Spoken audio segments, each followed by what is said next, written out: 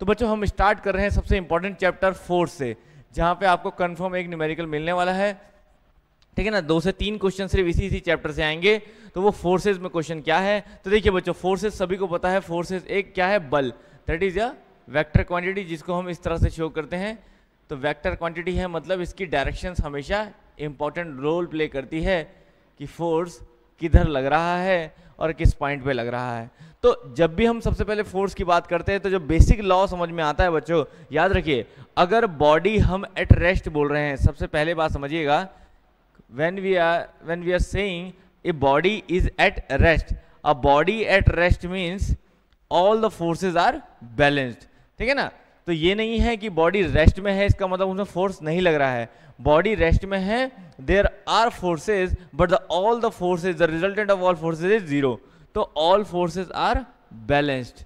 तो if the body is at rest and there are number of forces are acting, F1, F2, F3, F4, but the effect, the overall effect of all these forces, इस forces का पूरा जो effect होगा वो क्या होगा, zero होगा, मतलब रिजल्टेंट जो होगा इसका वो जीरो होगा। तो अ बॉडी एट रेस्ट मतलब body is in equilibrium,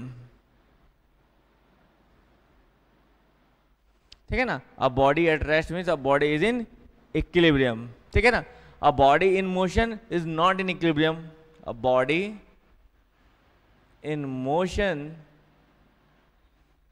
when there is any force is acting on the body, when there is also number of forces acting on the body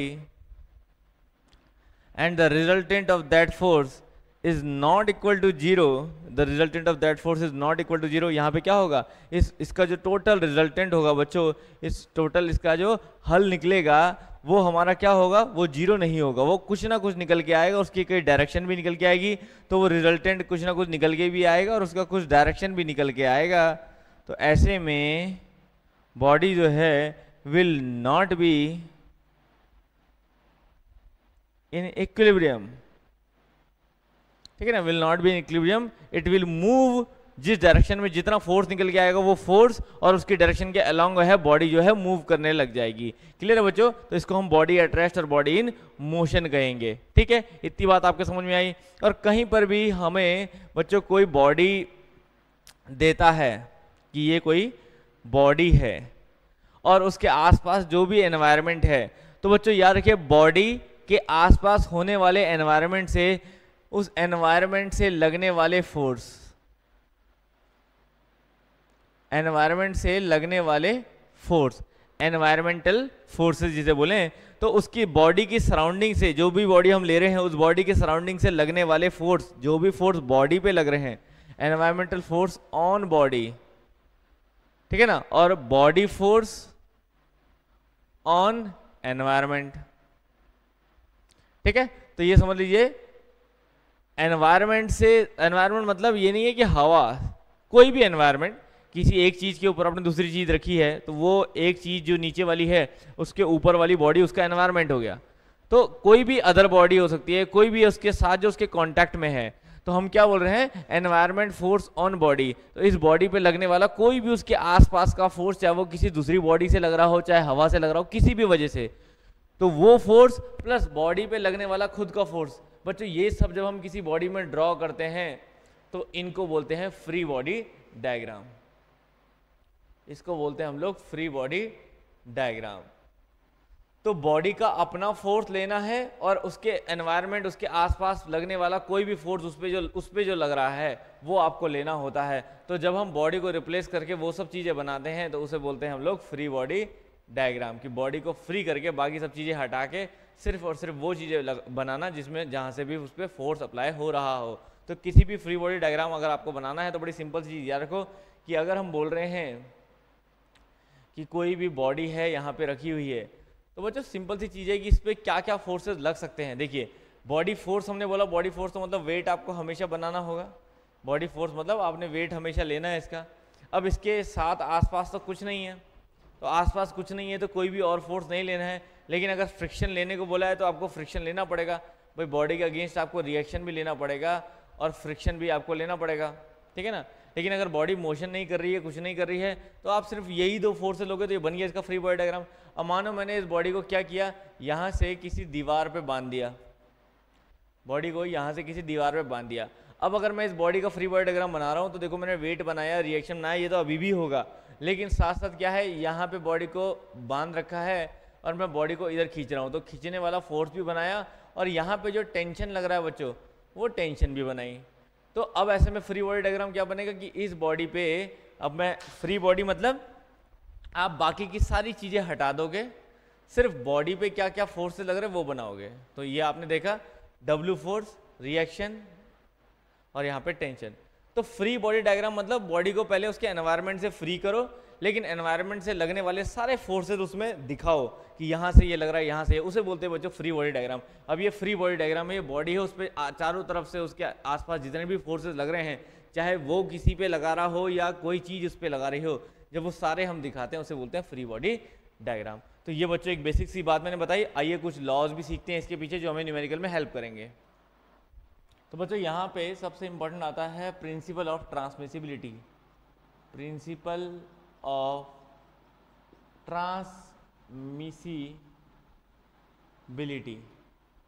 तो ये काफ़ी हम यूज़ करते हैं, काफ़ी इंपॉर्टेंट होता है। तो किसी भी बच्चे को इस पर कन्फ्यूजन रहता है तो ये चीज़ देखो बच्चों, बेसिक लॉ इसलिए इंपॉर्टेंट नहीं है कि ये पेपर में पूछ सकता है। बेसिक लॉ सारे इसीलिए इंपॉर्टेंट हैं क्योंकि अगर आप उनको बहुत अच्छे से जानते हैं तो आप हर तरह का क्वेश्चन कर सकते हैं। और मैकेनिक्स आपकी तभी स्ट्रांग मानी जाएगी जब आप किसी भी तरह का क्वेश्चन कर सके। ये नहीं कि पर्टिकुलर यही क्वेश्चन आता है आपको, ठीक है ना। तो इसलिए आपको सीखना पहले बेसिक तरीके से है, उसके बाद आप क्वेश्चन कोई भी कर सकते हैं। क्वेश्चन तो हर बार चेंज हो जाएगा, कंडीशन हर बार बदल जाएगी, लेकिन करना एक ही चीज़ है, ठीक है ना। तो खैर मेरी कोशिश ये रहेगी कि मैं इतने क्वेश्चन आपको कराऊं कि एटलीस्ट आपको देखा हुआ क्वेश्चन आ जाए तो बहुत ही अच्छा हो जाएगा, ठीक है ना। लेकिन ये सब्जेक्ट वो सब्जेक्ट नहीं है कि जिसमें क्वेश्चन ऐसे का ऐसे ही आता हो, पर फिर भी ठीक है ना। तो यहाँ पे क्या बोल रहा है बच्चों, principle of transmissibility, the condition of equilibrium और motion of a rigid body, the condition of equilibrium और motion of a rigid body, ठीक है, of a rigid body will not be changed if a force acting on the body will not be changed if a force acting on the body, ठीक है ना, change नहीं होगा अगर जो body पे फोर्स लग रहा है, force acting on the body at a certain point is replaced by a force at a certain point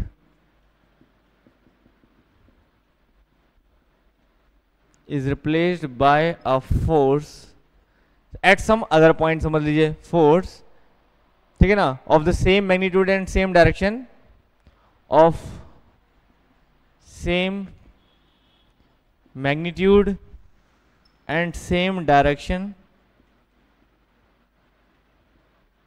at some other point। ये समझ लीजिए बच्चों, सिंपल सी बात। यहाँ पे क्या कह रहा है, तो बच्चों यहाँ पे समझने वाली बात सिर्फ ये है, देखिए वो कह रहा है कि कोई भी body, the condition of body, rigid body, equilibrium या मोशन, तो मतलब कोई भी बॉडी है, मान लीजिए कोई बॉडी है, हम कोई गाड़ी बोलते हैं, ठीक है, कोई बॉडी है, तो वो बॉडी मान लीजिए कोई रिजिड हो या मोशन कर रही हो, मतलब इक्विलिब्रियम में हो या मोशन कर रही हो, ठीक है ना, चेंज नहीं करेगी अगर हम किसी फोर्स को रिप्लेस करते हैं किसी दूसरे पॉइंट पे। मान लीजिए यहाँ पे हमने कोई फोर्स लगाया F, इस पॉइंट पे हमने कोई फोर्स लगाया F, तो ऑब्वियसली बात है ये फोर्स किस लाइन ऑफ एक्शन पे लगेगा, इसकी डायरेक्शन ये होगी बच्चों, ये हमेशा इसी डायरेक्शन में लगेगा, कुछ ऐसे, ठीक है ना। तो इस फोर्स की वजह से मान लीजिए बॉडी जो है वो मूव कर रही है। अगर मैं ये फोर्स की डायरेक्शन बनाऊं तो मान लीजिए इस फोर्स की वजह से बॉडी जो है वो मूव कर रही है। तो वो ये कह रहा है कि ऐसे लगने वाले फोर्स को इस लाइन में आप इसी डायरेक्शन में कहीं पर भी लगाओ, ठीक है ना, लेकिन वो होना चाहिए क्या, सेम डायरेक्शन और सेम मैग्नीट्यूड का, मतलब उसी मान और उसी दिशा का। अगर मैंने कोई फोर्स लगाया, मान लीजिए मैंने यहाँ पे कोई 10 न्यूटन लगाया और 10 न्यूटन मैं ऐसा राइट टू लेफ्ट लगा रहा हूँ फोर्स इस पे, जिससे कि बॉडी मूव कर रही है। समझ आई बात? तो वो क्या कहता है कि यही 10 न्यूटन का फोर्स मैं किसी और पॉइंट पे भी लगाऊं, लेकिन अगर लाइन ऑफ डायरेक्शन ये इसी स्ट्रेट लाइन में मैं ये 10 न्यूटन का फोर्स कहीं पर भी लगाऊं बच्चों, चाहे मैंने यहाँ लगा दिया या मैंने यहाँ लगा दिया या मैंने बाहर की तरफ यहाँ लगा दिया, बॉडी अगर मोशन कर रही है तो मोशन चेंज नहीं होगा, और एक रेस्ट पे है तो रेस्ट में ही रहेगी। मतलब बॉडी अपने आप कोई भी एक्शन चेंज नहीं करेगी अगर 10 न्यूटन का फोर्स सेम डायरेक्शन में आप किसी और पॉइंट पे लगाते हो इसी स्ट्रेट लाइन में। तो कहने का मतलब ये है कि मैं किसी भी बॉडी को किसी फोर्स से अगर ऐसे पुश करता हूँ, तो जितने फोर्स से मैंने इसे पुश किया उतने फोर्स को मैं अगर पुल भी बनाऊं कि मैं खींच रहा हूं, तो बात एक ही है बच्चों, उस बॉडी पे उस लाइन पे उतना ही फोर्स लग रहा है, चाहे आप किसी भी पॉइंट पे लगाओ। इसी को प्रिंसिपल ऑफ ट्रांसमिसिबिलिटी कहते हैं। ये इंपॉर्टेंट इसलिए होता है कि कल के दिन पे हम कोई भी न्यूमेरिकल करेंगे, अब इसकी वैल्यू बता दूं ना, कल के दिन पे हम कोई भी न्यूमेरिकल करेंगे तो हमें हमेशा ऐसे बना देना है, हमें कोई फर्क नहीं पड़ता उस चीज़ से। देखिए, तो जैसे कल के दिन पे हम कोई भी बॉडी बनाएंगे और हम उस पर कोई फोर्स लगाएंगे इस पॉइंट पे F, तो बच्चों इस पॉइंट पे मैं F लगाऊं और मैं इसी X डायरेक्शन को देखते हुए चलूं और मैं इस पॉइंट पे F लगा दूं, तो मैं ये फोर्स बनाऊं या इसकी जगह पे ये वाला फोर्स बनाऊं, बात एक ही रहेगी। ठीक है ना, बात एक ही रहेगी। समझ ली बात? तो कल के दिन पे कोई भी स्ट्रक्चर होता है, मैं रिएक्शन ऐसे बनाऊं F, ठीक है ना, या फिर इसी स्ट्रक्चर में मैं रिएक्शन ऐसे बनाऊं F, बच्चों ये सेम चीजें हैं दोनों। ठीक है, क्या हुआ, वो बस लाइन ऑफ एक्शन में, उसी लाइन ऑफ एक्शन में ही है, लेकिन बस पोजीशन चेंज हुई यहाँ से यहाँ, तो उससे कोई फर्क नहीं पड़ता, that will remain the same case. Clear है? तो ये चीज आपको ध्यान रखनी है बच्चों, बहुत जगह जरूरत पड़ती है हम लोगों को न्यूमेरिकल में। क्लियर है?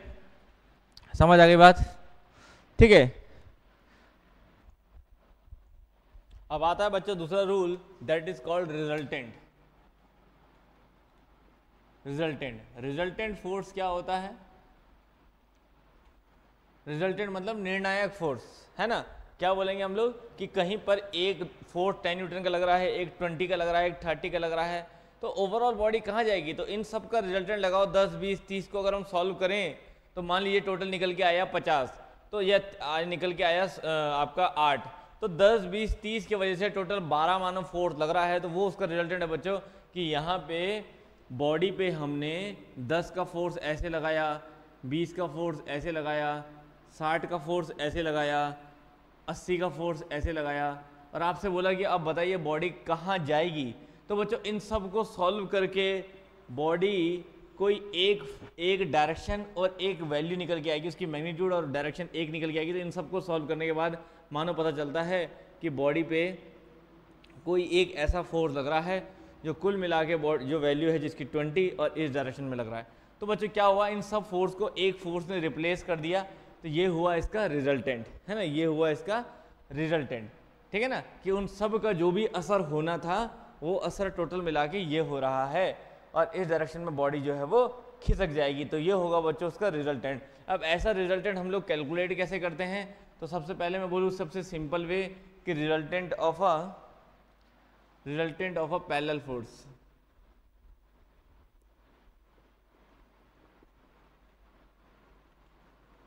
कोई फोर्सेस बच्चों पैरेलल हैं, उनका रिजल्टेंट कैसा निकलेगा?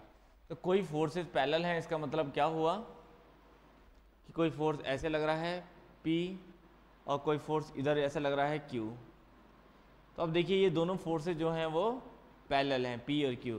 तो इनका रिजल्टेंट क्या होगा बच्चों? साफ है कि P उधर लग रहा है, Q उधर लग रहा है, तो दोनों ही क्या हो जाएंगे? ऐड हो जाएंगे। तो ये हुआ simple resultant of parallel force. तो दोनों को ऐड करके जितना भी फोर्स आया वही इसका रिजल्टेंट होगा। अब अगर मैं बोलूँ पैरेलल में एक P इधर लग रहा है और Q जो है वो इधर लग रहा है, तो बस रिजल्टेंट क्या होगा? P प्लस Q, लेकिन डायरेक्शन Q की उल्टी होगी। तो अब आप उल्टी डायरेक्शन को नेगेटिव भी दिखा सकते हो, तो फिर यहाँ नेगेटिव आ जाएगा आपका। ठीक है ना बच्चों? तो इस तरह से हम लोग क्या है रिजल्टेंट ऑफ पैरेलल फोर्सेज यहाँ पे निकाल सकते हैं। अब आपको थोड़ा सा मैं फोर्सेज के बारे में बताऊंगा, उसके बाद हम उसके रिजल्टेंट को और देखेंगे, क्योंकि अब रिजल्टेंट ऑफ नॉन पैरेलल भी बता देता हूँ पहले। देखो अब resultant of non parallel forces क्या होता है? फिर नॉन पैरेलल मतलब जो पैरेलल नहीं है, तो जो पैरेलल नहीं है वो कैसे हैं, अब जब तो पैरेलल थे तो ऐसे लग रहे थे, अब पैरेलल नहीं है तो एक ऐसे लग रहा है बॉडी पे और एक मान लीजिए ऐसे लग रहा है बॉडी पे, P बोल दिया हमने और ये Q बोल दिया, ठीक है ना। अब ये P और Q जो है बच्चों वो ऐसे लग रहे हैं बॉडी पे, तो ऑब्वियसली बात है जब नॉन पैरेलल होंगे तो इंटरसेक्टिंग होंगे तो इनके बीच में कुछ ना कुछ एंगल भी बनेगा, ठीक है ना। तो जब किसी बॉडी पे इस तरह से P और Q फोर्स लग रहे हैं जिनके बीच में कुछ एंगल बन रहा है, तो बच्चों यहाँ आपको लगाना है हमेशा पैरेललोग्राम लॉ ऑफ फोर्सेस, यहाँ आपको लगाना है पैरेललोग्राम। तो मतलब नॉन पैरेलल के लिए हम लोग क्या लगाएंगे, नॉन पैरेलल फोर्सेस लगाएंगे हम पैरेललोग्राम लॉ ऑफ फोर्सेस। तो यहाँ पर रिजल्टेंट निकालने के लिए हम पैरेललोग्राम लॉ यूज़ करते हैं बच्चों, जो क्या बोलता है कि जो फोर्स आपको ऐसे लग रहा है उसी के पैरेलल ये लाइन खींचिए इस तरह से और ये पैरेललोग्राम आपका कंप्लीट हो जाएगा। तो दोनों फोर्सेस के पैरेलल लाइन खींचिए, इस वाले फोर्सेस के पैरेलल ये खींची और इस वाले फोर्सेस के पैरेलल हमने ये खींची, तो जहाँ ये लाइन मिली उसका डायगोनल जो होगा वो आपका रिजल्टेंट बता देगा। ये कहता है हमारा पैरेललोग्राम लॉ ऑफ फोर्सेस। और जो भी आपको डायरेक्शन देखनी होगी वो आप किसी भी फोर्स के साथ देख सकते हो, वो उसको डायरेक्शन दिखा देगा, वो डायरेक्शन बता देगा रिजल्टेंट की। तो इस तरह से हम लगाते हैं तो सभी को पता है फॉर्मूला क्या निकल के आता है, that is P square plus Q square plus 2PQ cos theta. तो ये है हमारा पैरेललोग्राम लॉ ऑफ रिजल्टेंट का फॉर्मूला। तो ये इस तरह के जो भी फोर्सेस होते हैं जो नॉन पैरेलल होते हैं बच्चों, उसका रिजल्टेंट हम हमेशा इसी से निकालेंगे। तो अब डिपेंड करता है थीटा पे कि उन दोनों के बीच में एंगल क्या है। तो सबसे कॉमनली हमें देखने को मिलता है वो ये मिलता है कि P फोर्स आपका ऐसा लग रहा है और Q फोर्स आपका ऐसा लग रहा है, दोनों के बीच में 90 डिग्री है। तो जब भी ऐसा होगा आप तुरंत लगा देंगे, इसमें cos 90 और cos 90 जीरो हो जाता है। तो ऐसे में सिंपल हम P square plus Q square से रिजल्टेंट निकाल लेते हैं। तो ज़्यादातर हम लोग यही यूज़ करते हैं। तो जब भी 90 डिग्री का केस आता है, दो फोर्स लग रहे हैं, एक हॉरिजॉन्टल एक वर्टिकल, तो हमने यही लगाना है, ठीक है ना बच्चों। तो बस डायरेक्शन से फ़र्क नहीं पड़ता इसमें। मान लीजिए मैं ऐसे बोलूँ कहीं पर भी ऐसे बोलूँ कि ये फोर्स P ऐसे लग रहा है और Q जो है उसकी डायरेक्शन ये है, तो बच्चों कोई फॉर्मूले में चेंज नहीं आएगा। मैंने क्या बोला, ये डाउनवर्ड है ना, तो आप ये समझ लीजिए क्या प्रिंसिपल ऑफ ट्रांसमिसिबिलिटी क्या कहता है, इसको मैं ऐसे भी बना सकता हूँ। अभी हमने पढ़ा प्रिंसिपल ऑफ ट्रांसमिसिबिलिटी क्या कहता है, ऐसे भी बना सकता हूँ। तो आप इसको भूल जाइए, आप इन दोनों को सॉल्व करिए, P और Q तो सेम 90 डिग्री दोनों एंगल है, तो R क्या हो जाएगा, under root P square plus Q square. तो बस किसी भी फोर्स का डायरेक्शन आप प्रॉपरली बना दें, उसके बाद सेम आप इसी तरह से कर सकते हैं। तो हर एक का रिजल्टेंट बच्चों ऐसे ही निकलता है, ठीक है ना, समझ आ रही बात। तो ये कोई P फोर्स था, ये कोई Q फोर्स था, ठीक है ना, आपने इसका रिजल्टेंट निकाल लिया कोई R, ठीक है। तो R आपने ये फॉर्मूले से ये निकाल लिया। अब नाउ इंपॉर्टेंट है कि ये एंगल रिजल्टेंट कितना एंगल बना रहा है। तो आप एंगल P के साथ भी दिखा सकते हो, Q के साथ भी दिखा सकते हो। माने Q के साथ मैंने दिखाया फाई, तो बच्चों यहाँ पे 10 फाई अगर आप लगाओगे और यहाँ से आपने इसके पैरेलल लाइन खींची है जो कि यहाँ इस पर टकराएगी, तो आप सिंपली क्या बोलोगे, ये क्या है देखो P और ये क्या है Q वेक्टर, ठीक है ना। तो 10 phi is equals to perpendicular upon base. तो यहाँ पे आप क्या करना है, देखिए 10 फाई आप ये एंगल कैलकुलेट करेंगे इसके हिसाब से। तो जैसे मान लीजिए 90 डिग्री है, वो ज़्यादा आसानी से समझ में आता है आपके 90 डिग्री वाला केस।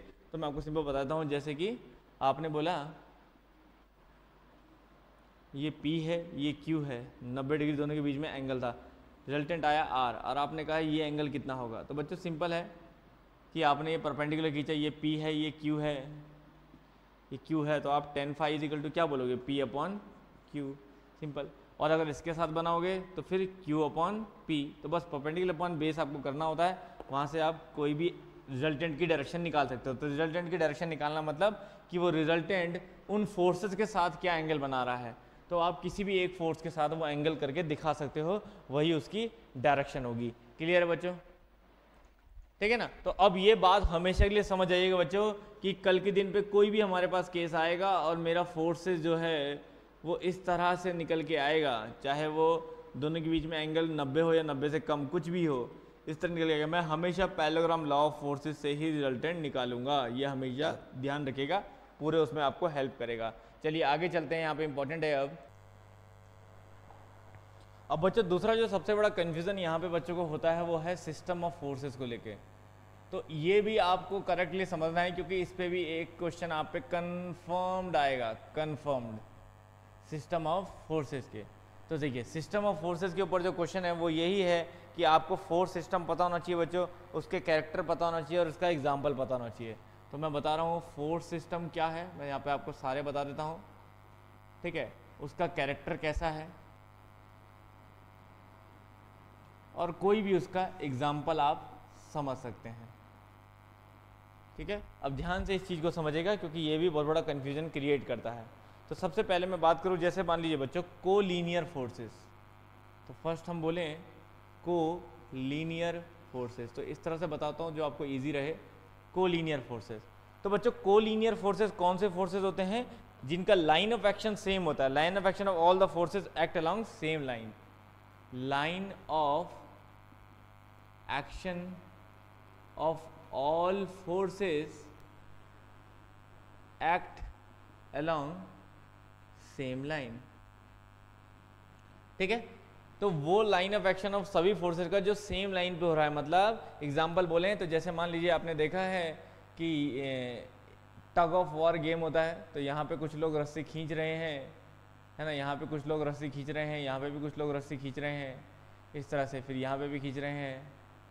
तो यहाँ पे जो बच्चों एक रस्सी को अगर सारे लोग खींच रहे हैं, ठीक है ना, तो हमने देखा है ऐसा गेम जो होता है जिसको टग ऑफ वॉर बोलते हैं, टग ऑफ वॉर। तो उसमें क्या है, देखो सारे फोर्सेज यहाँ से यहाँ एक ही लाइन के अलॉन्ग लग रहे हैं, तो ये सारे फोर्सेज क्या कहलाएंगे बच्चों, जो भी खींच रहा है, इसी रोप को खींच रहा है, इसी रस्सी को खींच रहा है, तो forces along the rope is all are collinear forces, क्योंकि वो सभी फोर्सेज क्या है, एक ही लाइन में लग रहे हैं। ऐसा कोई भी एग्जाम्पल आप बोल सकते हो कि मान लीजिए कोई बॉडी है, उसमें कई, जैसे हम सोम में देखते हैं, उसमें फोर्सेज इस तरह से लग रहे हैं, ऐसे बॉडी में यहाँ पे लग रहा है एक फोर्स, यहाँ पे लग रहा है एक फोर्स, है ना। ये सब क्वेश्चन हमने सोम में देखे हैं, तो यहाँ पे लग रहा है P force, Q force, R force, S force, लेकिन ये सब क्या है, एक ही लाइन ऑफ एक्शन में बच्चों सारे फोर्स।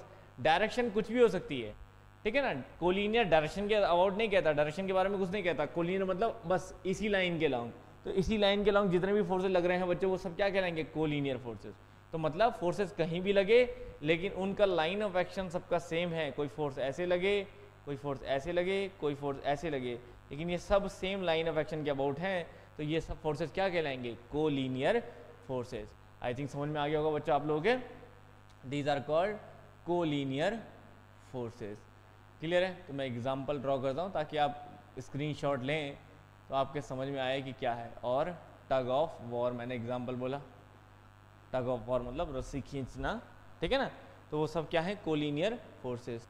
देखिए बच्चों अगला क्या है, कोप्लेनर फोर्सेस। तो पहले से मैं बता दूं कोप्लेनर फोर्सेस, कोप्लेनर होते हैं बच्चों जो सेम प्लेन पे होते हैं, ठीक है ना। तो कोप्लेनर मतलब पहले क्या होता है, पहले कोप्लेनर मतलब समझो, कोप्लेनर फोर्सेस वो फोर्स होते हैं जो सेम प्लेन पे होते हैं। सेम प्लेन पे होने का मतलब कि मान लीजिए ये वॉल है, इस वॉल पे कोई फोर्स लग रहा है लेकिन दूसरा फोर्स भी उसी तरह से लग रहा है, तो वो सब सेम प्लेन पे कहलाएंगे, मतलब जिसको आप किसी दूसरे व्यू से नहीं देख सकते। अगर आप सामने से किसी फोर्स को देख पा रहे हो तो सामने से जितने भी फोर्स देख पा रहे हो वो सब सेम प्लेन पे कहलाएंगे, ठीक है ना। तो मतलब जैसे कि मैं एग्जांपल बोलूं कि कोप्लेनर पैरेलल फोर्सेस, तो कोप्लेनर पैरेलल फोर्सेस मतलब कि all forces are parallel and lie in a same plane. तो कोप्लेनर मतलब सेम प्लेन और पैरेलल मतलब तो पैरेलल ही हुआ। तो कोप्लेनर पैरेलल फोर्स का एग्जांपल क्या, जैसे कि आप बीम देखते हैं कि आपकी कोई बीम होती है, उस बीम में आपने कोई सपोर्ट लिया है, सिंपली सपोर्ट मान लीजिए आपने कोई लिया है, तो ये बीम है बच्चों। तो इस बीम में जितने भी लोड लग रहे होंगे, जितने भी वर्टिकल लोड लग रहे होंगे, इवन कोई रिएक्शन भी लग रहा होगा, ये सब क्या कहलाएंगे बच्चों, ये all are parallel forces, parallel force. लेकिन और सामने से देखोगे तो सब आपको दिखाई दे रहा है ना, तो सामने से देखे हुए, सामने से लगने वाले फोर्स जितने भी दिखाई देते हैं बच्चों वो सब पैरेलल फोर्स होते हैं। तो मतलब अगर आपको मैं कोई भी फोर्स लगा के दूँ बॉडी में, यहाँ से मैंने बोला ऐसे, ठीक है ना, ऐसे, इस तरह से, तो ये सब क्या हो गए बच्चों, पैरेलल हो गए, सेम प्लेन पे हो गए। लेकिन अगर मैं सोचो कोई एक ऐसा फोर्स लगा के दूँ जो सामने, जैसे मेरा मार्कर है, ऐसे ही कोई फोर्स लग रहा है, तो ये आपको सामने से दिखाई नहीं देगा कि ये बॉडी की तरफ लग रहा है, तो ये कोप्लेनर नहीं हुआ। तो कोप्लेनर मतलब वो फोर्स होते हैं जो सामने से एक ही प्लेन पे दिखाई देते हैं। तो सामने से आपको जितना भी दिखाई दे रहा होगा वो तभी दिखाई दे रहा है क्योंकि वो एक ही प्लेन पे है। तो बस सीधा सीधा तरीका है बच्चों, जो फोर्स सामने से दिखाई देता है वो सेम प्लेन पे कहलाता है, बस सिंपल, आपके समझ में आराम से ऐसे में आ जाता है। ठीक है, तो अगर मैं थर्ड यहाँ पे बोलता हूँ तो मैं पहले से लिख लेता हूँ बच्चों, जिससे कि आपका टाइम वेस्ट ना हो। नाउ नेक्स्ट देखिए बच्चों, अब यहाँ पे बात आती है कॉन्कुरेंट फोर्स। कॉन्कुरेंट क्या होता है, तो याद रखो कॉन्कुरेंट फोर्स वो होता है बच्चों जो सेम पॉइंट पे लगता है, मतलब जिसका लाइन ऑफ एक्शन जाके किसी एक पॉइंट पे ही टकराएंगे। तो कॉन्कुरेंट मतलब क्या हुआ कि मैंने कोई बॉडी पे फोर्स लगा रहा हूँ, यहाँ पे कोई फोर्स लगा रहा हूँ, यहाँ पे कोई फोर्स लगा रहा हूँ, ठीक है ना, अंदर को लगा रहा हूँ, ऐसे अंदर को कोई फोर्स लगा रहा हूँ, इधर से भी कोई फोर्स लगा रहा हूँ। लेकिन अगर आप इन सब का लाइन ऑफ एक्शन देखो तो ये सब एक ही पॉइंट पे जाके लग रहे हैं, देखो है ना, ये सब फोर्सेस क्या एक ही पॉइंट पे, तो ये सारे फोर्सेस क्या कहलाएंगे बच्चों, कॉन्कुरेंट फोर्स कहलाएंगे। दीज आर कॉल्ड कॉन्कुरेंट, मतलब एक ही पॉइंट पे लगने वाले। अब वो अलग अलग प्लेन पे भी हो सकते हैं और सेम प्लेन पे भी हो सकते हैं। तो ऐसे में मैं पहले लेता हूं बच्चों सेम प्लेन पे, कोप्लेनर कॉन्कुरेंट फोर्स। तो कोप्लेनर कॉन्कुरेंट मतलब जिसका line of action passing through single point, एक ही पॉइंट पे लाइन ऑफ एक्शन पास हो रहा हो, and lie in a same plane. तो सेम पॉइंट और सेम प्लेन पे बोल दिया तो कॉन्कुरेंट हो गया। जैसे कि एग्जांपल बोलूं, जैसे मान लीजिए आप कोई कैंटिलीवर बीम ड्रॉ करते हो, ठीक है, एग्जांपल वही ले रहा हूं जो आपके जैसे हैं, और इस तरह की कैंटिलीवर बीम आपने ली, और उस कैंटिलीवर बीम में आपने कोई हॉरिजॉन्टल फोर्स लगाया, मानो आपने यहाँ पे कोई हॉरिजॉन्टल फोर्स लगाया F, तो अब आप देखो हॉरिजॉन्टल फोर्स जाके कहाँ टकरा रहा है, सीधा यहीं टकरा रहा है, और आपने इसी पॉइंट पे टकराया, और आपने यहीं पर मान लीजिए कोई वर्टिकल फोर्स भी ले रखा है F, तो ये वर्टिकल फोर्स भी यहाँ पे है, तो रिएक्शन भी यहीं से आएगा। तो ये देखो ये फोर्स हो गया, ये फोर्स हो गया, ये फोर्स हो गया, और एक हॉरिजॉन्टल रिएक्शन भी हो गया। ये सारे क्या है बच्चों, एक ही पॉइंट पे लग रहे हैं, ठीक है ना भाई। कोई हॉरिजॉन्टल लग रहा है तो हॉरिजॉन्टल रिएक्शन भी होगी, वर्टिकल लग रहा है तो वर्टिकल रिएक्शन भी होगी। तो लेकिन ये सारे एक ही पॉइंट पे हैं, तो ये सब फोर्सेस क्या कहलाएंगे, कॉन्कुरेंट कहलाएंगे। लेकिन अगर मैं बोल रहा हूँ मैंने यहाँ पे कोई फोर्स लगाया, तो अब बच्चों ये कोप्लेनर तो है, क्योंकि सामने से सारे फोर्स देखो आपको दिखाई दे रहे हैं, तो मतलब सामने से देखने का मतलब वो कोप्लेनर हुआ। सामने से जितने फोर्स दिखाई देंगे वो सारे कोप्लेनर होंगे, जो नहीं दिखाई देगा वो कोप्लेनर नहीं होगा। बड़ा सिंपल तरीका है। तो इसीलिए सामने से सारे दिखाई दे रहे हैं, इसका मतलब वो सब कोप्लेनर है। लेकिन ये कॉन्कुरेंट नहीं है, क्यों, क्योंकि ये फोर्स जो है वो इस पॉइंट पे लग रहा है, बाकी सारे देखो हॉरिजॉन्टल वाला भी वहीं जाके टकराएगा, लेकिन ये नीचे जाके टकराएगा, तो मतलब ये नहीं है कॉन्कुरेंट। इसको छोड़ के बाकी सारे फोर्सेस क्या हैं, कॉन्कुरेंट है। तो समझ गए, तो ये क्या हुए, कोप्लेनर कॉन्कुरेंट फोर्सेस। समझ आ गई बच्चों बात। चलिए नेक्स्ट की तरफ, ठीक है ना। अब हम बच्चे बोल रहे हैं नॉन कोप्लेनर कॉन्कुरेंट। देखो कॉन्कुरेंट बोला तो lie passing through same point, pass through same point, तो सेम पॉइंट से तो पास होंगे, है ना। कॉन्कुरेंट बोला है तो सेम पॉइंट से तो पास होंगे, ये तो तय है। लेकिन नॉन कोप्लेनर बोला है मतलब वो अब एक प्लेन पे नहीं होंगे बच्चों। अब आपको सारे फोर्सेस तीनों के तीनों लगते हुए फोर्सेस नहीं दिखाई देंगे, तो ये समझ लीजिए इसका मतलब कोई ना कोई फोर्स ऐसा होगा जो नहीं दिखाई देगा। इसका एग्जांपल मैं 3D एग्जांपल बनाऊं, ठीक है ना। जैसे कि आपका कैमरे का ट्राइपॉड होता है ना, जिसमें कैमरा रखा रहता है, आपने देखा होगा कैमरा रखा हुआ, तो एक ट्राइपॉड होता है नीचे, जैसे हमारा कैमरा रखा हुआ है, ठीक है ना। जैसे मैं दिखाऊं सिंपल आपको एग्जाम्पल, एक सेकेंड। तो नॉन कोप्लेनर मतलब हो गया बच्चों सीधा सीधा, नॉन कोप्लेनर अगर कोई भी चीज है तो नॉन कोप्लेनर मतलब 3D, नॉन कोप्लेनर मतलब 3D। तो मतलब कोई चीज जो आपको सीधा, जैसे सामने से मैं बोलूं आपको कि यहाँ पे सामने से देखिए आपको कितने फोर्स दिखाई दे रहे हैं इस पे, ठीक है ना। अगर सामने से देखें तो हमें कितने फोर्स दिखाई दे रहे हैं इस पे, तो आप सामने देखोगे तो आपको ये फोर्स लगता हुआ दिखाई दे रहा है और ये फोर्स लगता हुआ दिखाई दे रहा है, ठीक है। सामने की तरफ का आता हुआ कोई फोर्स आपको दिखाई नहीं देगा, वो आपको सीधा सीधा नजर आएगा कि जैसे स्ट्रेट बीच में लग रहा है, लेकिन ऐसा तो नहीं है भाई। ये ऐसे लग रहा है, ये आपको एंगल में दिखाई दे रहा है। ये मान लीजिए ना बीच की कोई सिंपल सी बीच की कोई बॉडी है बच्चों, है ना, बॉडी है बच्चों ये बीच की, तो इस बॉडी पे ये लगता हुआ दिखाई दे रहा है आपको, ये लगता हुआ दिखाई दे रहा है आपको इंक्लाइंड में कि ये एंगल ऐसे में जा रहा है, ये एंगल ऐसे में जा रहा है। क्या इसका कोई एंगल नजर आ रहा है पीछे वाले फोर्स का? नहीं ना, वो आपको स्ट्रेट लगता दिखाई दे रहा है। तो मतलब ये आपको सही दिखाई दे रहा है, तो ये क्या होगा, कोप्लेनर। ये क्या हो गया, नॉन कोप्लेनर, मतलब 3D में हो गया अलग, क्योंकि एक्चुअल में तो कुछ इस तरह से है। तो समझ लो ये अलग अलग प्लेन से आ रहे हैं तीनों फोर्स, और यहाँ पे टकरा रहे हैं, तो अलग अलग प्लेन से आने वाले फोर्स आपके क्या कहलाते हैं, नॉन कोप्लेनर कॉन्कुरेंट। लेकिन क्या है, तीनों एक ही जगह पे जाके टकरा रहे हैं तीनों फोर्स, तो कॉन्कुरेंट तो हैं, लेकिन तीनों के प्लेन अलग अलग हैं, तीनों के प्लेन अलग हैं। कि मतलब इसका एंगल देखना है आपको प्रॉपर्ली, तो आपको ऐसे देखना पड़ेगा, इसका एंगल आपको ऐसे दिखाई देगा प्रॉपर्ली, इसका एंगल ये है, दूसरे वाले का देखना है तो भी आपको अलग से ऐसे देखना पड़ेगा। तो मतलब यहाँ तीनों के एंगल देखने के लिए आपको एक अलग प्लेन चाहिए होगा, तभी आपको तीनों के एंगल दिखाई देंगे। अगर आपको दो भी दिखाई दे रहे हैं सामने से, वो भी गलत एंगल दिखाई दे रहे हैं आपको। समझ आ रही बात? सामने से वो भी गलत एंगल दिखाई दे रहे हैं आपको। आपको तीनों देखने के लिए आपको तीन प्लेन चाहिए होंगे। तो यहाँ पे मान लीजिए एग्जाम्पल कैमरा ट्राइपॉड, तो ये क्या हो गया? Non coplanar concurrent force. बस बच्चों अब इनके आप कोई भी कॉम्बिनेशन बना सकते हैं, जैसे कि ठीक है, जैसे कि अब हम बोल रहे हैं नॉन कोप्लेनर नॉन कॉन्करेंट। तो नॉन कोप्लेनर मतलब डिफरेंट प्लेन पे हैं, है ना, सेम प्लेन पे नहीं है, नॉन कोप्लेनर। ठीक है ना, ठीक है। और नॉन कॉन्करेंट मतलब डिफरेंट पॉइंट पे भी हैं, सेम पॉइंट से भी पास नहीं हो रहे, डिफरेंट पॉइंट से पास होंगे। ठीक है ना, जैसे हमने पहले बोला नॉन कोप्लेनर कॉन्करेंट, तो पास थ्रू सेम पॉइंट थे लेकिन डिफरेंट प्लेन थे पहला वाला। अब यहाँ पे क्या है, प्लेन भी अलग है और पॉइंट भी अलग है।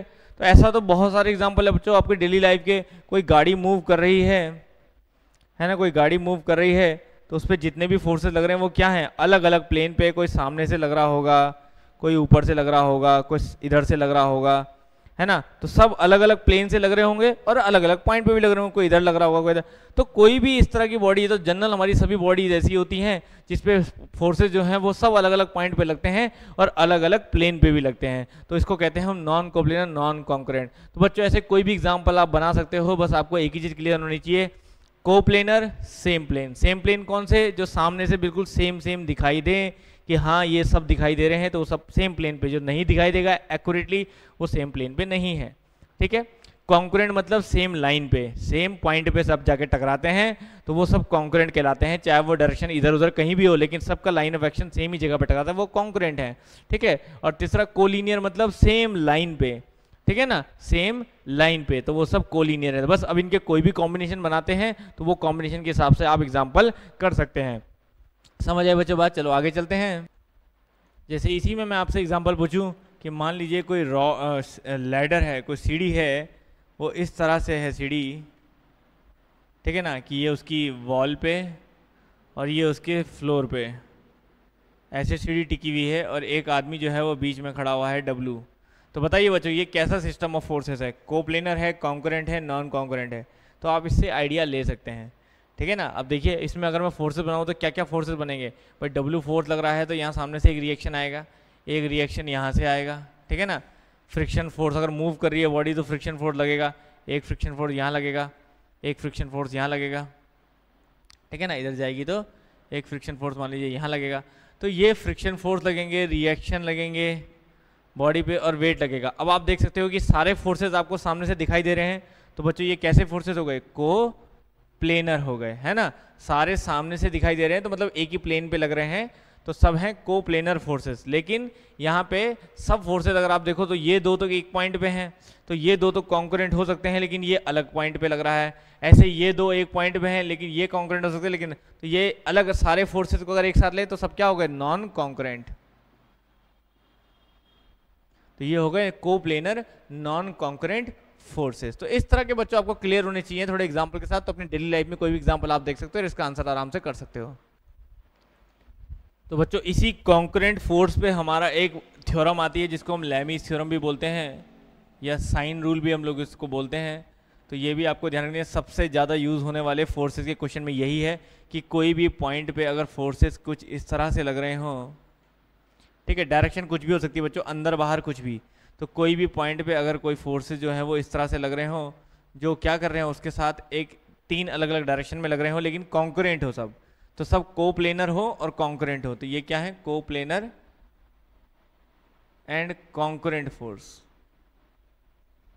देखो बच्चों तो याद रखिएगा लैमीज थ्योरम इसके लिए यूज होती है कि अगर कोई फोर्सेस है P, ये है Q, ये है R, और सामने की जो एंगल है वो है अल्फा, बीटा, गामा। तो आपको याद रखना है बच्चों कि लैमीज थ्योरम सिंपल कहती है कि इसकी कैलकुलेशन आप कैसे कर सकते हो। तो Q लगने वाला है ना, Q लगने वाला फोर्स, ये Q लगने वाला फोर्स अपॉन उसके सामने वाला साइन एंगल, साइन गामा, है ना। Q लगने वाला उसके सामने वाला sine angle is equal to होगा P लगने वाला उसके सामने वाला साइन एंगल अल्फा, ठीक है ना। R लगने वाला उसके सामने वाला एंगल आपका बीटा। तो बस बच्चों इस तरह से आप किसी भी फोर्सेस के बीच में कैलकुलेशन कर सकते हो क्रॉस मल्टीप्लाई से। इन दोनों के बीच में करना है तो इन दोनों को क्रॉस मल्टीप्लाई करा, इन दोनों के बीच में तो इन दोनों को क्रॉस मल्टीप्लाई किया, सिंपल। तो इसको आप वेक्टर फॉर्म से भी कर सकते हो, जरूरी नहीं कि ऐसे ही बॉडी बनी हो। अगर मान लीजिए कोई बॉडी में फोर्सेस लग रहे हैं लेकिन अलग अलग डायरेक्शन लग रहे हैं, कोई ऐसे लग रहा है, ये भी मान लीजिए ये वाला ऐसे लग रहा है और ये वाला मान लीजिए ऐसे लग रहा है, तो भी आप कर सकते हो बच्चों। जरूरी नहीं है कि आपको ऐसा ही दिखाई देगा हमेशा। अगर हम इस तरह के एग्जांपल में भी देखें तो क्या है, अब इस बॉडी को अगर मैं बनाऊं तरीके से तो देखो F1 तो ऐसे लग रहा है, लेकिन F2 को देखो आप, तो लाइन ऑफ एक्शन क्या है इसका, ये है ना। तो प्रिंसिपल ऑफ ट्रांसमिसिबिलिटी से मैं इधर भी लगा सकता हूँ ये F2, बात एक ही है, ठीक है ना। मैंने क्या बोलता है, ऐसे बनाओ या ऐसे बनाओ, एक ही बात है, लाइन ऑफ एक्शन सेम है तो स्ट्रेट लाइन पे। ऐसे ही F3 अगर आपको दिखाई दे रहा है तो F3 क्या है, F3 कुछ ऐसे जाके दिखाई दे रहा है, ठीक है, ऊपर को लगा हुआ दिखाई दे रहा है। मानो इसको नीचे लेते हैं ताकि कन्फ्यूजन ना हो, मानो F3 ऐसे लग रहा है, क्योंकि फिर अलग डायरेक्शन बन जाएंगी। तो F3 मान लीजिए ऐसे लग रहा है, आपने ऐसे बना दिया। तो मतलब कहने की बात ये है कि कोई ऐसे भी लग रहा है तो आप उसको लेमिस थ्योरम लगाओगे या नहीं लगाओगे, ये आपको इस बात से पता चलेगा कि वो लाइन ऑफ एक्शन उसका क्या है। तो लाइन ऑफ एक्शन यहाँ तो जरूरी नहीं है वो इस साइड बनाए तो इधर ही बनेगा, लाइन ऑफ एक्शन एरो इधर है तो आप इधर बना सकते हो। तो बस अब आप इसके बीच में एंगल ले सकते हो और सेम तरीके से सॉल्व कर सकते हो, ठीक है ना। इसको वेक्टर फॉर्म में बोले तो वेक्टर फॉर्म में कैसे होता है, अगर वेक्टर फॉर्म में बोले बच्चों तो वेक्टर फॉर्म में कैसे बनाते हैं हम लोग, वेक्टर फॉर्म में बनाते हैं ऐसे कोई भी ट्रायंगल के फॉर्म में, इस तरह से कोई भी ट्रायंगल की फॉर्म में। तो यहाँ पे हम बोले F1, यहाँ हम बोले माने F2, यहाँ हम बोले कोई F3। तो अगर हम इस तरह का कोई ट्रायंगल की फॉर्म में बना रहे हैं बच्चों तो याद रखिएगा, है ना, ये आपको याद रखना है कि ट्रायंगल की फॉर्म में भी सेम रूल अप्लाई करना है, ठीक है ना। तो ट्रायंगल की फॉर्म में भी सेम रूल हमें अप्लाई करना है। तो मान लीजिए ये हमारा F1, F2, F3 फोर्सेस लग रहे हैं बच्चों, तो वही है सामने वाले एंगल, ये वाले एंगल, बस अल्फा बीटा गामा। तो बस आपने कहा F1 उसके सामने वाला एंगल साइन बीटा, तो F1 upon sine beta, F2 upon sine gamma और F3 अपॉन साइन अल्फा। तो सेम यहाँ पे भी लग जाएगा, इस तरह से हम लोग इसे सॉल्व कर सकते हैं। तो आई थिंक बच्चों इतना बहुत है कि आप फोर्सेस के कोई भी न्यूमेरिकल कर सकते हैं इन सब लॉज के बेसिस पे, ठीक है ना। तो एक दो थ्योरम और ही, लेकिन ज़रूरत नहीं है, आप इतनी थ्योरम लगा के कोई भी क्वेश्चन को कर सकते हैं। इसके अलावा जो और थ्योरम होगी, जैसे पॉलीगन के लिए लॉ लगाएंगे, पैरेललोग्राम के अलावा हमारे पास 5-6 फोर्सेज हैं, तब क्या करना है, तो वो सब मैं आपको क्वेश्चन के हिसाब से बताऊंगा। जैसे जैसे क्वेश्चन हम लोग सॉल्व करेंगे उसी तरह से हम लोग उसे कर लेंगे। बस लास्ट चीज़ मैं यहाँ पे समझा दूँ आपको कि कल के दिन पे हमारे पास किसी भी तरह के फोर्सेस बच्चों, कई सारे फोर्सेस किसी बॉडी पे लग रहे होंगे, ठीक है ना। तो आपको हमेशा ध्यान रखना है कि हमेशा उसे हॉरिजॉन्टल और वर्टिकल फोर्सेस में ब्रेक करना है, ठीक है ना। हॉरिजॉन्टल और वर्टिकल फोर्सेस में ब्रेक करना है, वहाँ से आप किसी भी क्वेश्चन को कर सकते हैं। समझ गए बात। और यहाँ पे लास्ट समझ लीजिए, किसी भी क्वेश्चन में इक्विलिब्रियम कंडीशन अगर आप लगाते हैं तो इक्विलिब्रियम कंडीशन मैंने क्या बोला था कि सारे वर्टिकल फोर्सेस का सम इक्वल टू 0, सारे हॉरिजॉन्टल फोर्सेस का सम इक्वल टू 0 और सारे मोमेंट का सम इक्वल टू 0। ये हमारी इक्विलिब्रियम कंडीशन कहलाती है, जो आप किसी में भी लगा सकते हैं। तो चलिए बच्चों नेक्स्ट लेक्चर पे हम लोग स्टार्ट कर देते हैं।